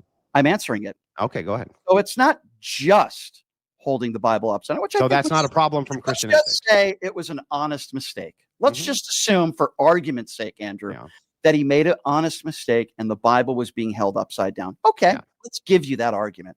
Okay. He was standing in front of a church where the owners of that church did not want him there, and he used it as a photo opportunity. So that's not ethically sound. It is distasteful. What's unethical about that? Because you're using the church as a background, and the owners of that church did not want him there and didn't want to use their church to be used for political gain. Are you saying that Trump was trespassing or something? Never said he was breaking the law. Follow with me, Andrew. Pay attention. So then, hang on. So then your criticism of him is he wasn't breaking any laws, but he used a backdrop. My criticism is that's your criticism. He used a backdrop, just like the Bibles, or holding a Bible upside down, or not being able to cite a verse in the Bible. I go back to what I originally was These saying. are all arguments from incredulity. They're fallacious arguments. In your position, in your argument, it's fallacious. Most people, by the way, if we're going to use the term fallacious, I think there's a lot of people that wear the Donald Trump knee pads 24/7 that can't call out anything that he does or says, and you go back to the abortion. Yeah, but what you just made, I'm letting you know, what you just did was you made multiple arguments from incredulity. You didn't actually make any and by the way, that's a lot. These are logical fallacies. You're just saying, I'm incredulous, don't believe he's a real Christian, because this one time he held up the Bible and it was upside down, and he used a backdrop. Hang on, and he used a backdrop for a photo. That's a very trivial attack. That's one. And then two, hang on, man. And then two, the other big problem that you have here is that that's not positive proof or evidence that Donald Trump himself isn't a Christian. It's just you being incredulous. That's it. Sure, that's your opinion, and I disagree. By the way, I'm not making the case that he's a bad Christian just because he held the Bible upside down and he sells Bibles. That's one of many, many examples that I can talk about. The way he talks about women, the way he talks about his own daughter, the way he treats people, going after our brave men and women in uniform, suckers and losers, the comments he made about John McCain, dodging the military multiple times. The man barely ever goes to church, if at all, having raw You dog. see how you shotgun these? You won't go one point at a time. You just like shotgun everything. Because here's why. You're the reason why I'm doing this, Andrew. Yeah, because you're gish galloping, which is also fallacious. Hold on. The reason why you keep using this term fallacious, I think the only person that might be performing verbal fellatio on Donald Trump is you, but we can go to that later. Oh, you got him. You got him, Brian. The reason why, okay, I'm doing this is because you named one thing. You're saying he's not a fake. You're saying he's a fake Christian. Well, I'm just going one point at a time. Wait.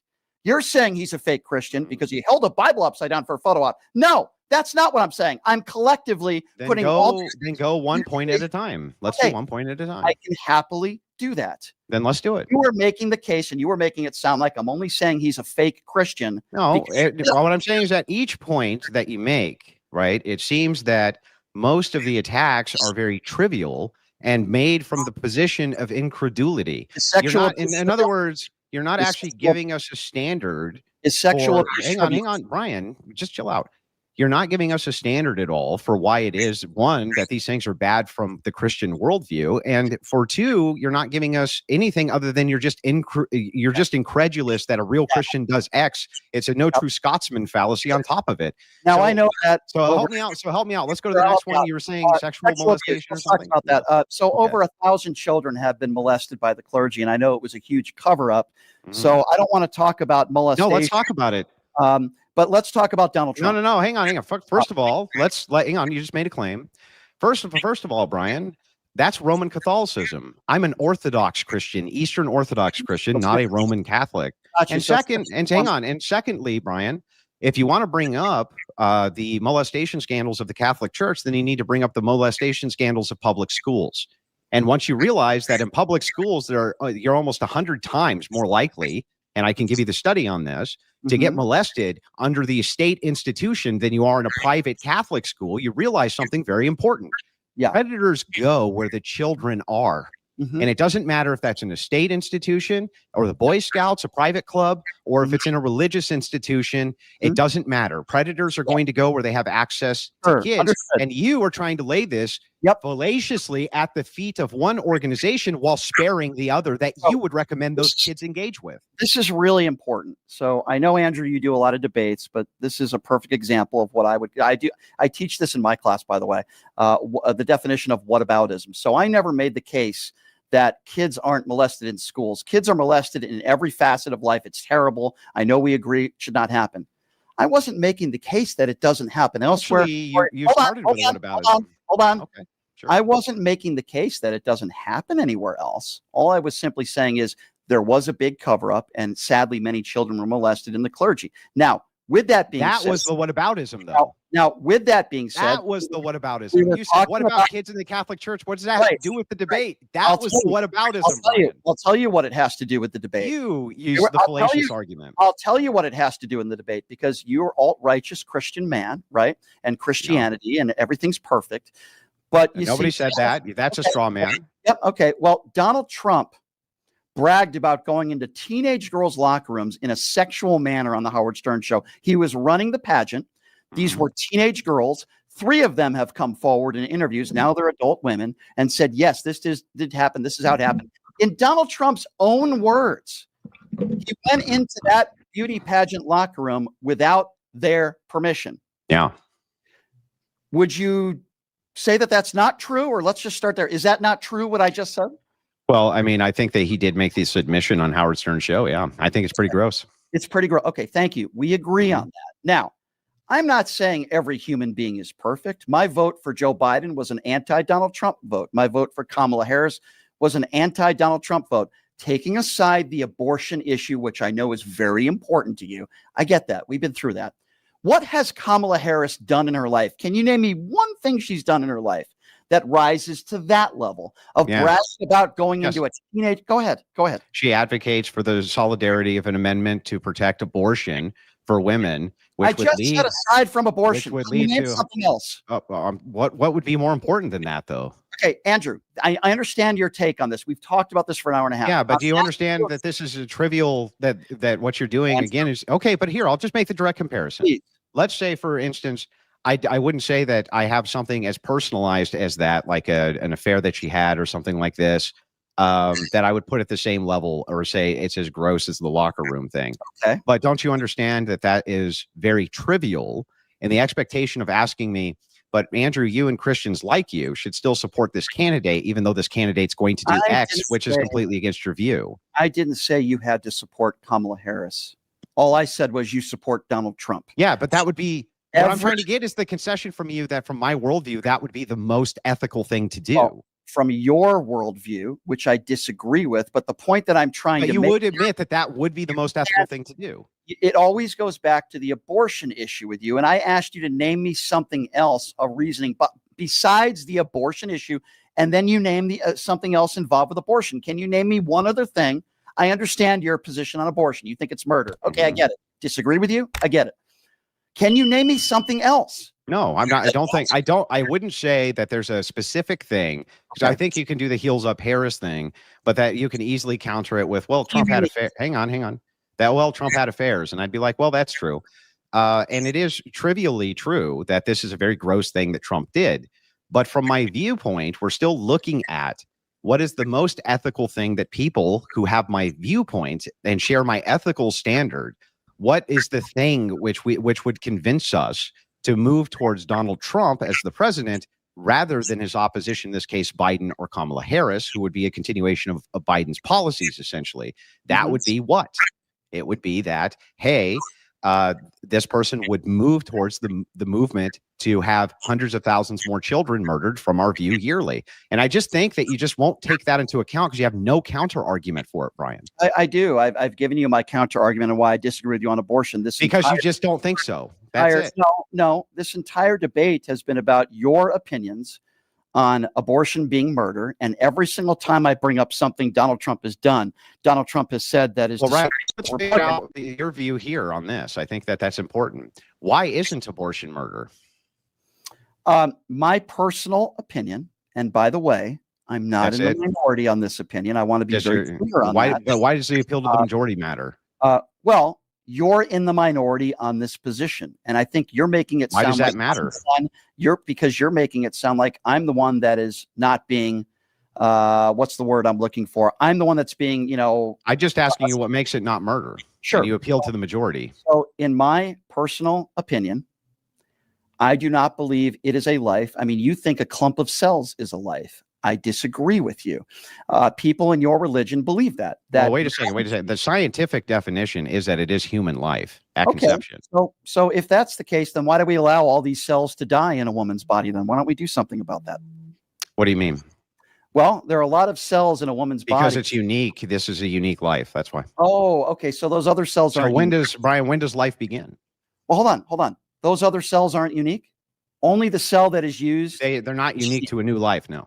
I see. Okay, so all the cells that are in a woman's body, and when all the eggs that are in a woman's body— And these aren't cells, by the way. That's incorrect. All the eggs in a woman's body that are not used— those aren't just cells. That's a complete— you're making an ontological distinction here. The category distinction is incorrect. That's not a cell. That's wrong. Okay. So what about all these— That's a collection. That's again a collection of cells. So human life begins at conception. Hang on. Scientifically, it begins at conception.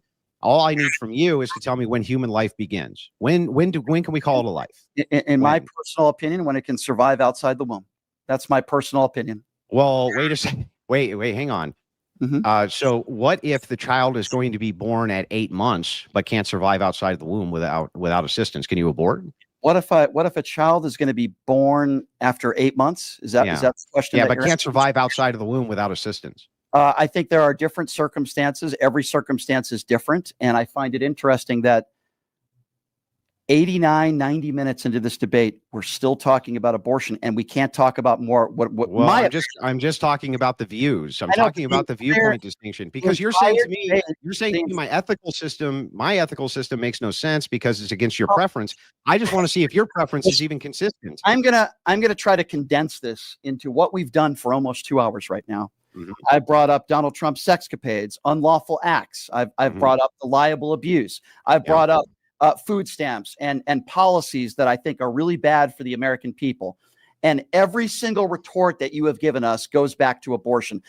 Andrew, this is not a debate. I understand what your position is on abortion, and I'm happy to have this. I've had this conversation. Why won't you just refute my argument then? What could be more important for Christians from an ethical purview than to support Donald Trump? What? Your religion tells you that abortion is murder.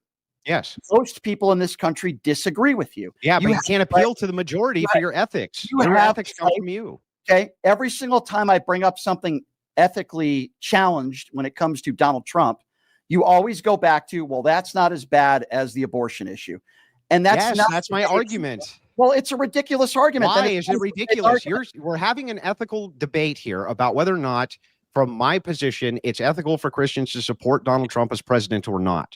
I give you the mega load of all arguments. Hang on. I give you the mega load of all arguments. Okay. When I give it to you, you have no response to the argument except to say, but Andrew, even though you've granted, for the sake of the debate, every single trivial kind of criticism that I could give Trump, and even granted those things are true, how could it trump this issue, right? When this issue would be the most important consistently and ethically for Christians, you have no argument. Hang on. If that's the case, Brian, if that's the case. I do, and I have, and I've shared What is it? What is the argument? Tell me the argument. You talk about 600,000, as you would call, innocent children that are murdered by abortion. How many people die of gun violence every year in this country? Do you have those statistics ready to go? Pull them up.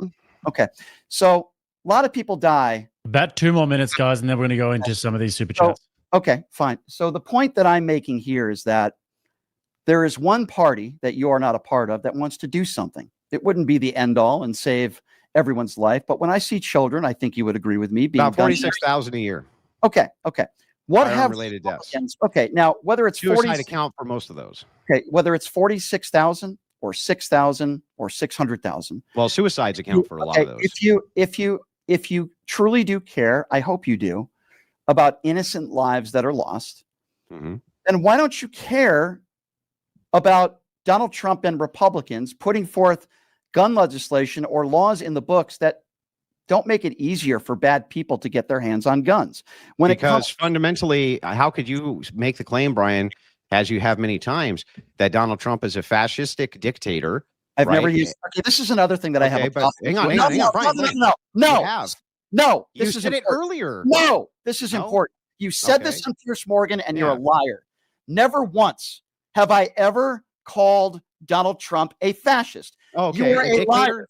Dictator? You are a liar. I'll retract it. If that's not the case, I'll retract it. What about dictator? No, but you say things that are not true. What about dictator? Have you used that? I said he's a wannabe dictator. Okay, got it. Hold on. Okay.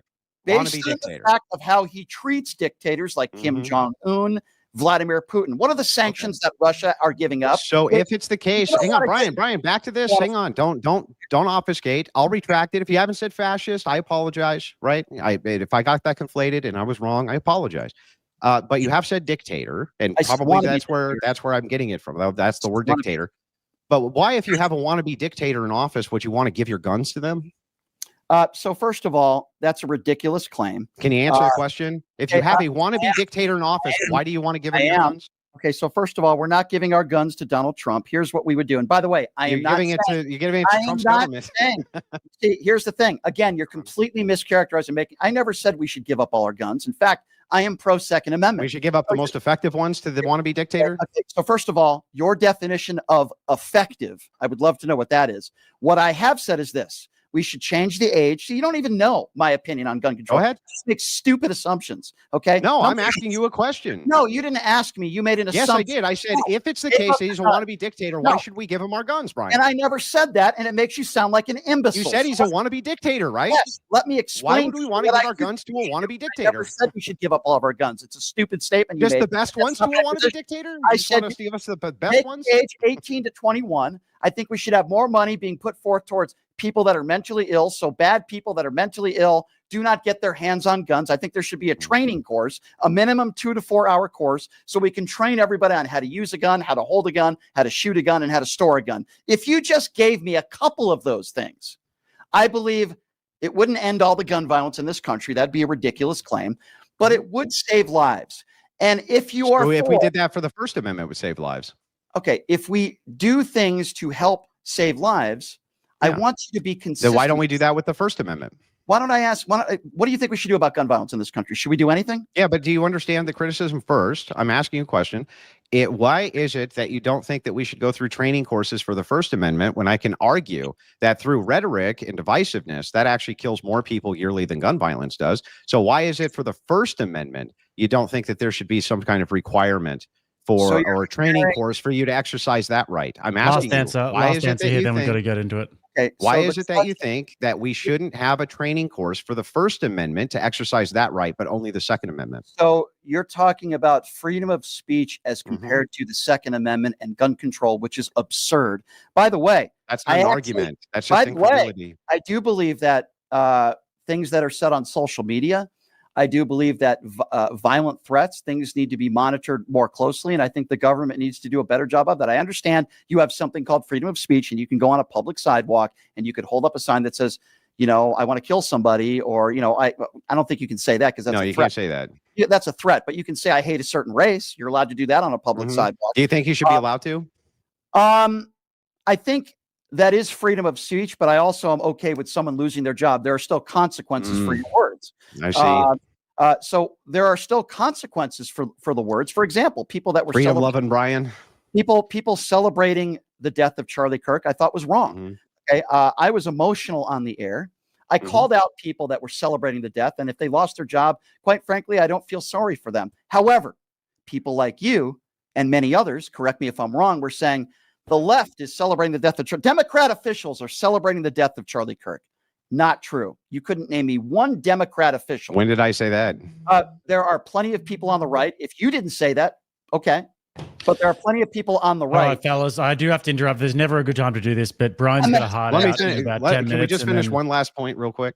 I've got to read these super chats, but yeah, make it real quick. Real quick. So the thing is that this is what's so funny is that when it comes to amendments and things like this, I can argue other amendments which probably kill way more people than the Second Amendment, but you wouldn't want to regulate those. The thing is, Brian, is that ultimately we have a right to defend ourselves, and the Second Amendment is there due to a tyrannical government. And your argument that Trump is a wannabe dictator, but we should turn in our guns is stupid. Never said that. Again, you just want to turn in types of guns. Yes, you do. There's going to be hold on. 10 seconds here. I want to be clear. Andrew's lying again. I never said in the 4 or 5 things that I mentioned that we should all turn in. Should we have an assault weapons ban, Brian? Should we have one? Lying. Should we have an assault weapons ban or not? That's a fair conversation that I would be willing to answer the question. Yes or no? Yes or no? I'm indifferent to that. I'm not sure. Yeah, okay. All right. Indifferent is the answer. We've got to move on. I've got to get to the extravaganza in 10 minutes, so we need to get through these. People have been sending in orange super chats, so I have to. Go ahead, Jake. Yep. Casa said, do you understand my feelings? Trumped by 600,000 babies. Imperial Cantina said Trump's divisiveness kept Israel-Iran escalating into open war. I believe under Kamala it would have. Shapiro, you have to sell me the ketchup popsicle to my white suit, as it's unethical to support Trump if it saves lives. Andrew has some very intelligent fans that are listening. The Jabroni for 20 said Trump's brothers, sisters, cousins, uncles, sister-in-law's friend rode an elevator with Epstein's father's brother's nephews, second cousins, friends, uncles, sister-in-law. Boom. Proof. Can I respond to any of these? Yeah, go for it. Go for it. First of all, the idiot who just made that comment about Epstein. Jeffrey Epstein on tape said that Donald Trump was his best friend. Donald Trump in the Maxwell trial proved to be on the Epstein plane 8 times. I asked that imbecile who made that comment one question, which, by the way, Andrew gave me ridiculous answers. Why are they treating Maxwell the way they are? Why are they giving her preferential treatment? Unprecedented preferential treatment. Why have they not released the full video of the Epstein alleged suicide? Why is Donald Trump calling all of his supporters stupid for even talking about Jeffrey Epstein? So that imbecile who just made that stupid comment has absolutely no idea what he's talking about. This is a massive cover-up. One other thing. Why is it that Kash Patel was asked under oath 7 times? Did you tell Pam Bondi that Donald Trump is in the Epstein files? And 7 times he wouldn't answer that question. I have the answer because it's a massive cover-up. So for that bozo fan of yours, he can burn in hell. Go ahead. So you're a conspiracy theorist? Absolutely not. Not at all. It sounds like you. What did I say? That's a conspiracy. Look, calm down, Mrs. Owens. Calm down. What did I say, Mr. Master? You just said that Debater? there's a massive cover-up and a Yes. conspiracy to cover up. Why Where's your wouldn't proof? Cash Patel? Okay, give me an answer then. Wouldn't That's Cash not Patel answer that's that not question? you making a case. That's you asking a question. What's Why the wouldn't case? Why wouldn't Cash Patel answer that question under oath? He could have very good reasons other than a What is it? cover-up. What I is don't- it? Why do I need to know them? I'm You have asking to- you a it's logical your burden question of which has proof. nothing to do with your religion. It's Why would your Cash Patel not burden answer of that? proof. Your burden Answer of the proof. question. Why would Cash Patel not We answer don't that question? know, but that doesn't mean there's a conspiracy. You can't come up with a reason because you know it's a We cover don't up. need it's your burden of proof. You made the claim. It's a Moving cover-up. on now, So guys. You have to make the actual evidentiary claim. Chor Can you says do it? Brian serves as one more tick in the list of leftists who actually appear not to be able to understand basic logical argumentation. Buddy, stop memorizing talking points. Learn some basic philosophy. Good Lord. Yep. Let me speak to another one of Andrew's idiot listeners. First of all, I didn't vote for Barack Obama. I didn't vote for Hillary Clinton. I'm for border security. I'm for capital punishment. I'm anti-Donald Trump. So for any of you morons out there that are listening to Andrew that think this is a leftist liberal, I'm anti-Donald Trump. But all of you imbeciles think that if somebody is anti-Donald Trump, by the way, there's nothing wrong with being a liberal, but I've been a registered independent my whole life. I voted for plenty of Republicans and I've supported plenty of Republicans in my life. So another moron listener. Go ahead next, Jake. Yeah, it's funny though. You never made a single counterclaim to my In your ethics opinion, claim your for why counterclaim it is Christians shouldn't support Trump. You never Andrew's made a counterclaim. counterclaim. Andrew's counterclaim to everything is, but what about those 600,000 babies? So you're the last person who should be talking about counterclaims. You go back to abortion. You have no ethical standards at all, Brian. You're the guy who charges money to give debating lessons to people, right? You're the master And debater. I just gave you a free lesson, son. Right. If you think this was a free lesson, Free lesson. you are living on cloud. You are living on cloud nine. I recommend that you continue to wear that fake cross around your neck because I think you're a fake Christian like Caroline Leavitt. All you talk about is abortion. You're not a good debater. You don't know what you're talking about. You use abortion to defend the worst things that Donald Trump has done and the worst things that said. We didn't get into policy because you're not capable of having a policy debate. We didn't get into humanizing someone. You're not even Next time, capable. if you want to have a policy debate, then next time ask for a policy debate. Yeah, and then we you'll go were back here to determine the ethics of supporting Trump. And then you'll go back to abortion. This wasn't the ethics of supporting Trump. This was the literally ethics that was what we agreed to. No, the ethics of Donald, yes, of supporting Donald Trump. Talking about the ethics of Donald Trump and why I don't support him and why I struggle to try to realize why people continue to, like you, continue to defend. And I got my answer. Andrew. Yes, and you never had a counter argument. You never had a counter argument. With Andrew, it's abortion, abortion, abortion. You have maybe we can run it back at some point, guys, and we can do the policy debate. But for now, NW8PP says, is it ethical to support Donald Trump? Yes. If the alternative is a movement that targets Christians, uses double standards, and rewrites history to blame people for things they didn't do, more ethical than supporting Kamala. I would love. Notice how he didn't give one example of that, but another one of Andrew's brilliant listeners. Go ahead next. Relian These aren't says, coming in Brian, on my channel, dude. Yeah, they're not coming into mine because I don't think am I even broadcast? I'm not even broadcasting on my own YouTube right now, so they're not coming. You're welcome to post the debate. We'll send you the debate. I will. promise you that. No, I appreciate that. Listen, I'll send you it by email. Yep. I appreciate the fact, Andrew, that you're willing to sit down and do these things, but I'd like to, if possible, I'd like to have a more debate of substance next time and not going. Well, look, I prepare debates based on the topics that I'm given.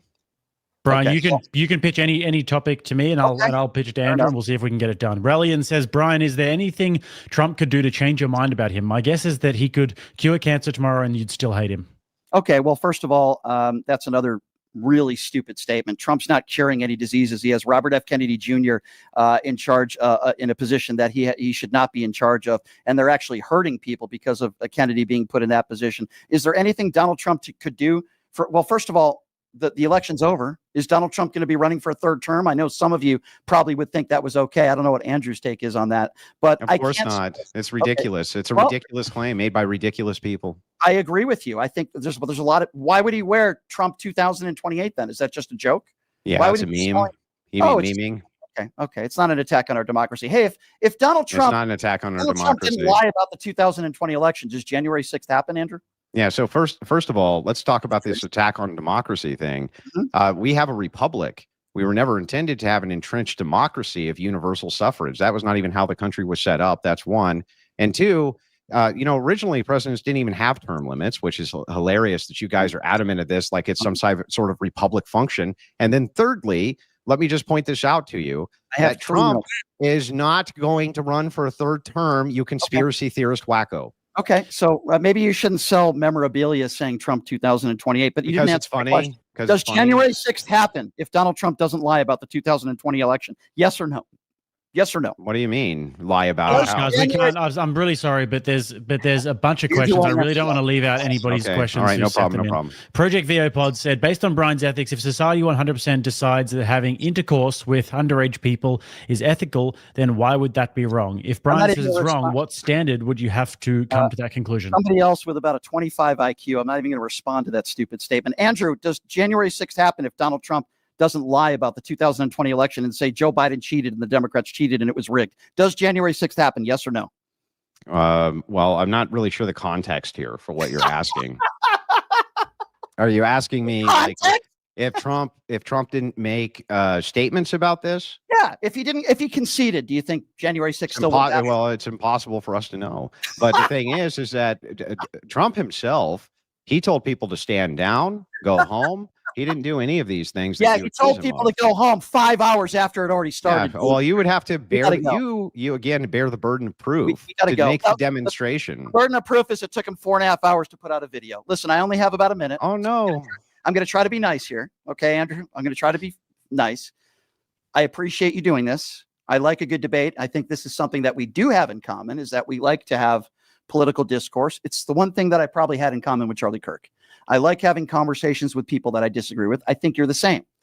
I think maybe next time we could do it maybe in a more productive fashion. We can talk about that. Well, just pick a different, if you want to do a different prompt, do a different prompt. Okay. I'm totally okay with that, Andrew. And you can lose on that one too.